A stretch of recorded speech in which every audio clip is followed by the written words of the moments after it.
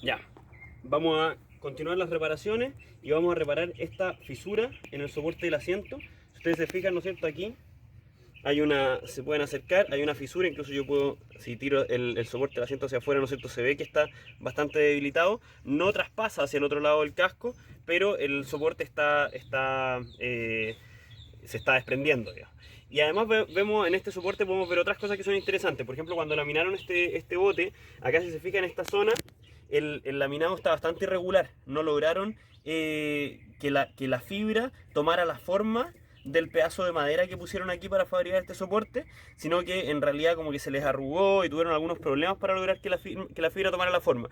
Eso sucede porque usaron una fibra de muy alto gramaje. Lo que yo les explicaba de que, por ejemplo, cuando uno usa Woven Robin, el Woven Robin que usaron en este bote, si uno alcanza a ver la hebra, se nota la hebra, ¿no es cierto? Se ve la fibra, es una hebra bastante gruesa, o sea, debe haber sido un Woven Robin 600 más o menos, 600 gramos por metro cuadrado. Y para este tipo de aplicaciones en que hay que obligar a la fibra a que adopte formas relativamente inconvenientes o incómodas, lo mejor es ocupar un Woven Robin fino que se adapte, ¿no es cierto?, bastante bien a la forma, y es lo que vamos a hacer nosotros, ¿no es cierto? Vamos a usar mat, que es muy versátil, es muy flexible, y vamos a usar un Woven Robin fino. Entonces lo que vamos a partir haciendo aquí es galleteando con esmeril de desbaste, ¿no es cierto?, preparando una superficie donde vamos a aplicar el laminado, ¿no es cierto?, limpiando una superficie donde vamos a aplicar el laminado. Tenemos que considerar además que esta zona, ¿no es cierto?, el esfuerzo que va a hacer la fibra va a estar a tracción. En el fondo vamos a poner fibra que se va a unir contra el casco y luego va a ser traccionada para separarla del casco. Esto es un esquema de carga muy inconveniente porque es el esquema de carga en el cual la adhesión de la nueva fibra hacia el casco está sometida a la mayor cantidad de esfuerzo y se puede desprender, se puede despegar. Entonces, en este caso, ¿no es cierto?, vamos a tratar de hacer una preparación de superficie relativamente grande, cosa que el parche sea un poco sobredimensionado, ¿no es cierto?, y vaya hasta bastante lejos de la zona a reparar. Habíamos dicho, ¿no es cierto?, que el espesor del casco de este bote es de 4 milímetros aproximadamente, entonces nosotros tenemos que tener un mínimo de preparación de superficie hasta el borde aquí de 5 centímetros. Y en este caso vamos a dar un poquitito más, vamos a dar unos 7 centímetros, ¿no es cierto?, alrededor de la zona de reparación para asegurarnos de que se produzca una buena adhesión. Ahora voy a empezar a trabajar con el esmeril angular y ustedes van a ir viendo ahí cómo preparo esa superficie.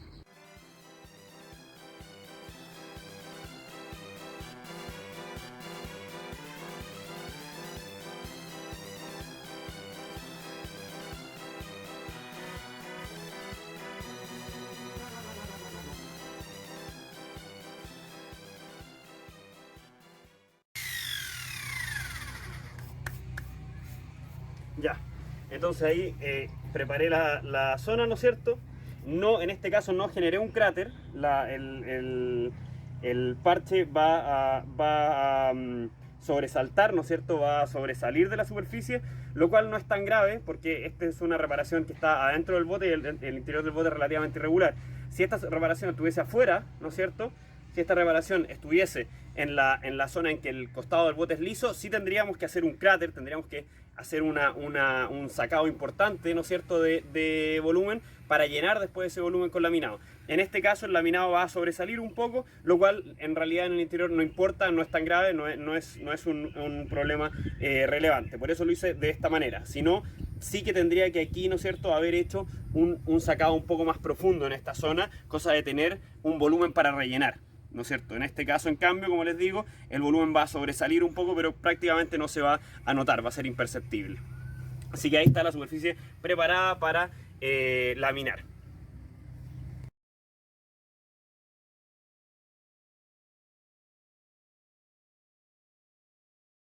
Vamos a continuar entonces con la reparación, con la laminación de la zona que vamos a reforzar del soporte del asiento, y vamos a revisar un poquito los materiales que tenemos, ¿no?, para esto.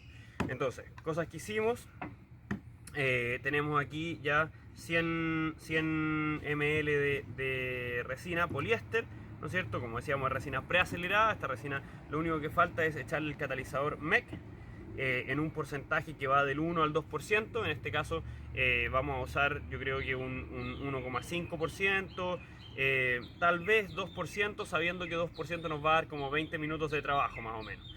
Tenemos esta brocha, que es una brocha desechable, barata, ¿no es cierto? La verdad es que las brochas se pueden limpiar de resina, pero uno gasta tanto solvente en limpiar la brocha de resina que muchas veces no tiene sentido, y lo mejor es tener brochas que sean desechables. Tenemos acá acetona y un poquito toalla nueva para limpiarnos las manos, para mantener todo el área de trabajo limpia, y obviamente la máscara para no estar respirando, ¿no es cierto?, o para evitar dentro de lo posible, a pesar de que estamos en un ambiente abierto, no es tan grave, pero para evitar dentro de lo posible las emanaciones de estireno de la resina poliéster, que son dañinas. Acá adentro ya cubrí con tape, ¿no es cierto? Ustedes vieron en un video anterior, vieron ya cómo galleteé esta zona, cómo preparé la superficie. Cubrí además con tape todo lo que no quiero que se ensucie, todo lo que no quiero que se vea afectado por la reparación y por la resina. Y además puse un poquito de resina con aerosil, ¿no es cierto?, en las zonas donde habían grietas o agujeros, ¿no es cierto?, que necesitaban rellenarse para que cuando uno lamine no queden esos espacios vacíos, no queden esos espacios generando burbujas, ¿ok? Entonces ahora lo que vamos a hacer es aplicar este laminado. Tenemos, hice varios trocitos de woven roving, de mat y de woven roving, que los voy a ir poniendo sobre la zona que vamos a laminar, que es esto de aquí. El mat, ¿no es cierto?, es mucho más versátil, y en este caso no lo corté en cuadrados perfectos, por así decirlo, sino que lo corté simplemente en pedacitos que voy a ir acomodando de acuerdo a cómo me parezca que es más conveniente, ¿ok? Son bastante versátiles, entonces los puedo ir poniendo alrededor de la zona de reparación, y estos pedazos de woven roving de bajo gramaje me van a permitir darle mayor resistencia estructural a la reparación, ¿ok? Vamos a usar, yo creo, unos 6 o 7 pedacitos de mat y unos 4 pedacitos de woven roving. Tengo más de lo que necesito y lo voy a ir usando en la medida en que vaya viendo cómo evoluciona la reparación. Voy a limpiar bien las manos para no tener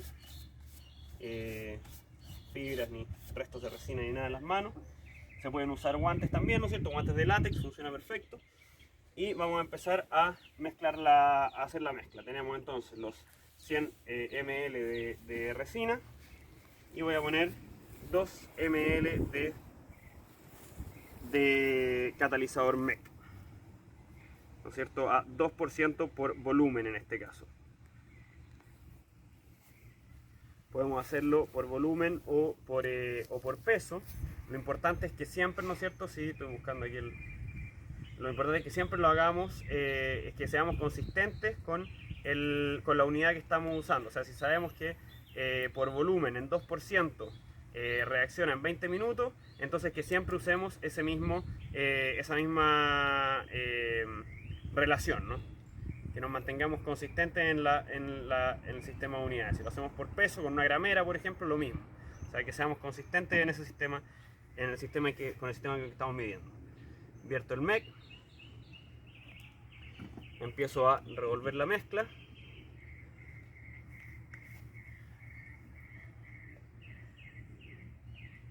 Se va a producir, como ya sabemos, tal vez un ligero cambio de color en la mezcla. Se va a volver un poquitito más verdosa cuando el MEC empiece a reaccionar con el cobalto y con la resina poliéster. Bien revuelta. Voy aquí adentro, pongo el tarrito, ¿no es cierto?, bien cerca de la zona en que voy a trabajar, y encima del masking tape que ya puse hasta el borde, para que si se produce cualquier chorreo no se vea afectado, ¿no es cierto?, el borde del bote, que no se vea afectada ninguna zona que yo no quiero que se moje de resina. He hecho una capa base de resina en la zona en que voy a trabajar, ¿no es cierto?, sin excesos.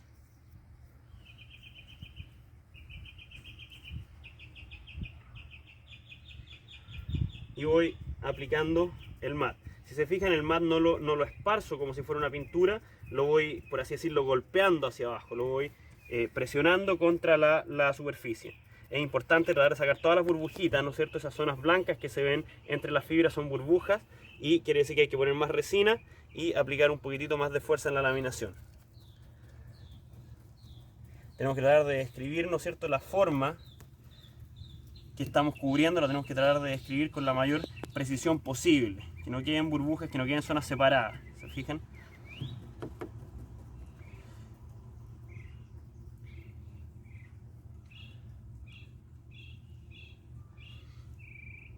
Lo bueno de la fibra de vidrio, sin embargo, es que es un material muy versátil. O sea, si ustedes en medio de la reparación se dan cuenta que el asunto no va bien, que le están quedando burbujas, que quieren empezar de cero, no importa.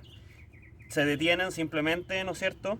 Detienen el proceso de laminación, esperan que se seque, o incluso lo pueden sacar antes de que se seque, ¿no es cierto? Después lo lijan bien y vuelven a partir de cero. Y pueden volver a resetear en el fondo ese proceso.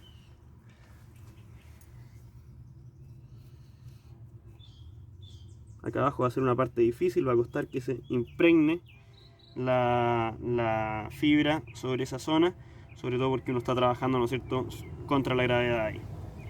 La parte de arriba y la parte de adelante son bastante más sencillas. Allá tenemos una capa de mat bastante bien adherida, no se ven burbujas. En la zona de abajo se ve un poco complicado nomás. Y ahora vamos a poner un poco de woven roving para mejorar la resistencia estructural de esta reparación. Como decíamos, este es un woven roving de bien bajo gramaje, entonces se adapta más o menos fácilmente, ¿no es cierto?, a la forma que estamos laminando. Si fuese un gramaje más de mayor espesor, si fuese un gramaje más pesado, costaría bastante más que se adaptara a la forma. Entonces, si estamos laminando piezas pequeñas y formas complejas, lo ideal es ocupar woven roving de bajo gramaje. Si estamos laminando piezas grandes con formas relativamente planas, podemos ocupar woven de mucho más gramaje.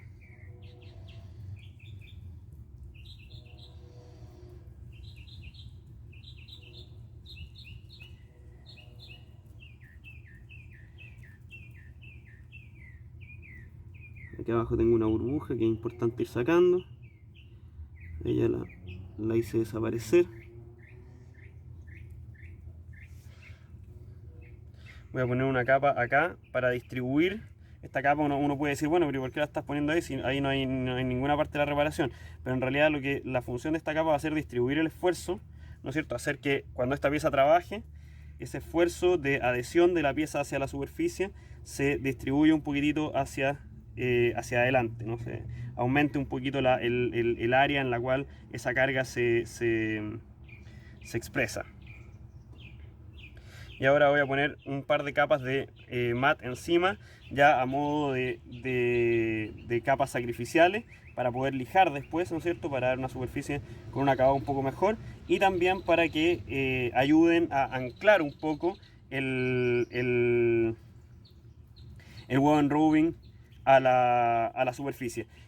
Recuerden, ¿no es cierto?, que el mat, cuando uno le echa la resina, el binder, el elemento de cohesión que mantiene los pelitos estos juntos, en el mat se disuelve. Entonces los pelitos se vuelven, cada uno se vuelve una unidad independiente y por lo tanto es muy fácil adherirlos a la superficie.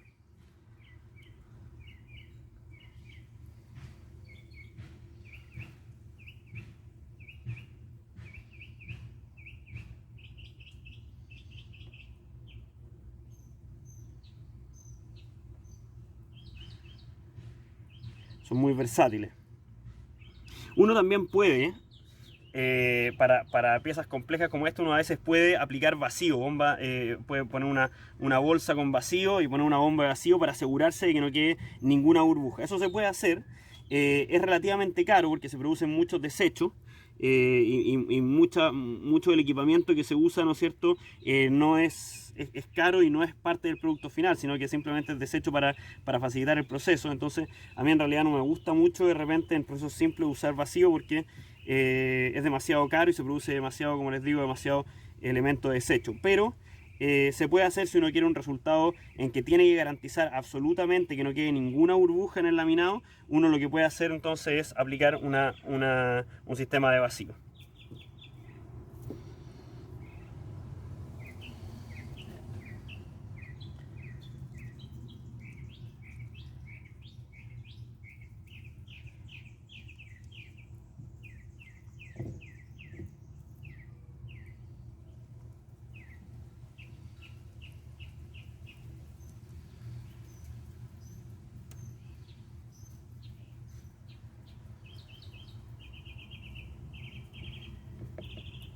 Se fijan como yo voy apretando, ¿no es cierto?, la fibra contra el material a modo de sacar todas las burbujas.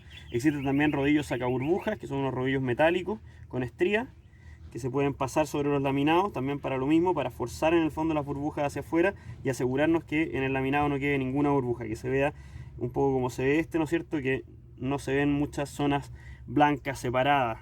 Esas zonas blancas separadas son las zonas, ¿no es cierto?, en las cuales hay una burbuja debajo. Aquí abajo estoy teniendo más problemas para adherirlo, se me tiende a separar. En la parte de arriba está en general bastante bien.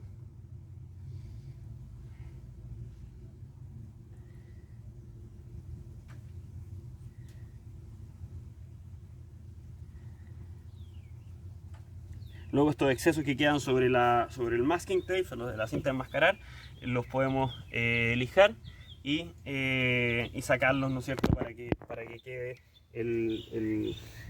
a través de la lija podemos sacar el exceso, ¿no es cierto?, y va a quedar entonces el trabajo limpio alrededor. Cuando ya consideramos que terminamos el laminado, y en este caso a mí ya me parece que estamos suficientemente listos con eso, damos una última mirada. Si cayó alguna gotita de resina alrededor, si se produjo alguna suciedad, la podemos limpiar, ¿no es cierto?, con acetona inmediatamente antes de que seque. Ver bien alrededor. Si nos quedó resina en las manos, en realidad en mi caso no me manché las manos con resina, pero si nos quedó resina en las manos podemos limpiarlo. Y en general tratar de que el trabajo sea lo más limpio posible. Recordemos que una vez que se endurece la resina, es muy difícil sacarla. O sea, cuando está líquida, uno incluso si por accidente se le da vuelta el tarro de resina, que sea, mientras está líquida, la puede sacar. Pero una vez que se endurece es muy difícil. Va a tener que lijar la superficie, va a tener que pintar esa superficie, probablemente se va a meter en un problema relativamente grave. Entonces hay que tratar de evitar ese tipo de problemas. Y si ustedes se fijan, aquí yo logré relativamente bien, ¿no es cierto?, que la fibra siguiera la forma que a mí me interesaba que siguiera, ¿no? No se produjo una deformación muy grande, no se produjeron cototos como los que, o formas como las que vemos acá. Se fijan que en el lado de acá, cuando laminaron, eso era un poco lo que yo les decía, que si usan un gramaje muy grande de la fibra, les va a costar seguir formas complejas, que es lo que pasó en el lado de acá cuando laminaron este bote. Se encontraron con la dificultad de que les costó, ¿no es cierto?, mantener las fibras unidas a la forma que querían describir. Eso es. Ahora vamos a continuar con las demás reparaciones y ojalá que esto haya funcionado bien.